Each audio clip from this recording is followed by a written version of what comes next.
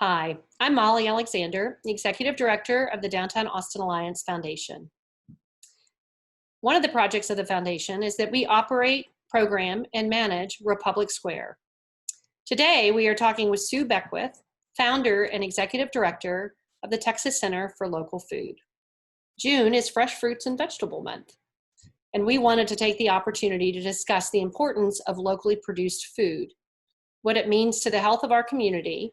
And so, Sue, welcome, and thank you for being a part of the conversation. Well, thank you so much, Molly. I'm happy to be here with you. So you and I have had many conversations over the year about food insecurity, the importance of local foods, and what it means to us as a community and as individuals for the health of ourselves and the well-being of our community. Can you talk a little bit about your thoughts in terms of why local food is important? Well, one of the main reasons that local food is important is the contribution to our local economy. I mean, really, it's about local economy and it's about the health of all of our families, including our farming families. And we've seen tragically through this pandemic what happens when most of our food comes from somewhere else and we run out.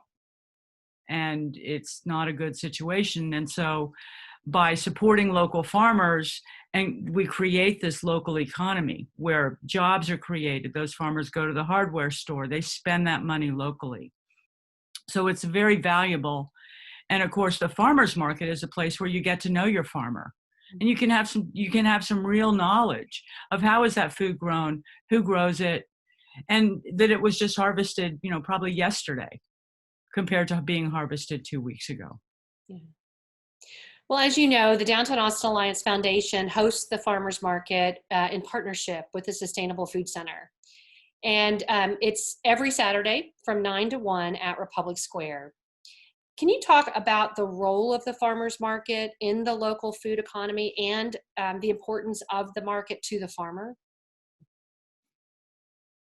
When people shop, when you shop at the farmers market, you're buying food from these farms. These are local businesses. The farmers market is their storefront.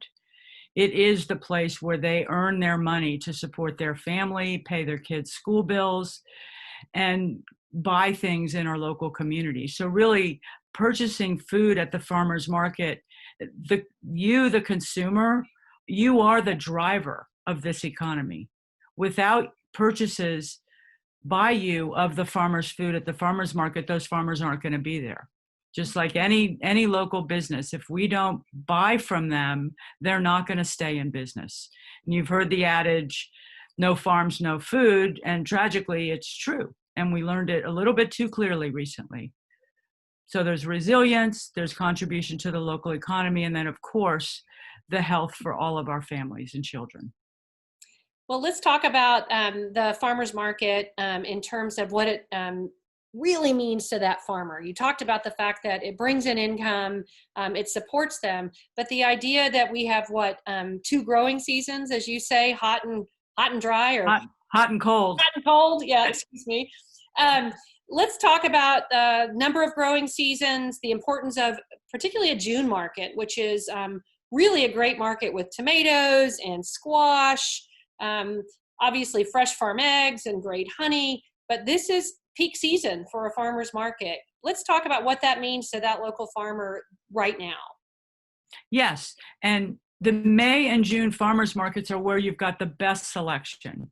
As you said, Molly, you've got tomatoes, you've got still a few lettuces, you've got plenty. How many things can you do with squash? A lot.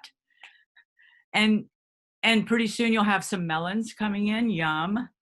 Let me talk to you a little bit about how the money flows when you purchase. So I have a little prop here.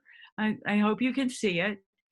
So this is your food dollar. When you buy food at the grocery store or at Costco, the farmer gets about this much, about 11% of your food dollar. When you purchase at the farmer's market, the farmer gets this much, 80%, a little over 80% of your food dollar. And that money is used to support that farming family, to pay their mortgage, just like you, to put gas in their vehicles, just like you, and to pay their household bills, and to go to the hardware store, buy feed, and all those other things, and seed. that are required for them to grow food, which is their business. So this is why folks who shop at the farmers market are the drivers of our local food economy. It's up to you if we're going to have farms that provide us local food. You know, it's a powerful statement that intention and setting intention before you go shop is really important. So when you wake up on Saturday morning and you think, well, maybe I'll just go to Costco to get, you know, your fruits and vegetables. Maybe if you intentionally set out, no, I'm going to go down to the local farmers market. Not only am I going to support the farmer, but actually I'm going to support my own health. Can you talk about the nutritional aspect of the farmers market? When you buy food that's been harvested just a couple of days ago, it's much more nutritious for you. There's something called nutrient density.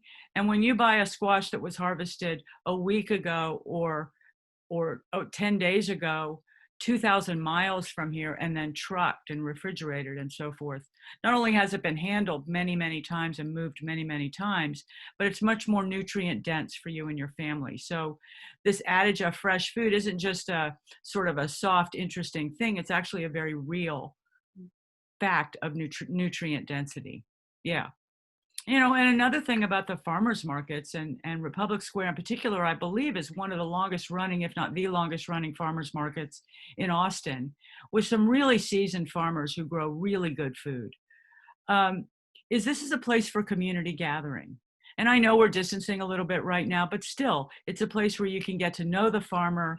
Who's this person who grew my food? Who are these other folks who are here? And that contributes to it strengthens the fiber of our community. Absolutely. To have that contact.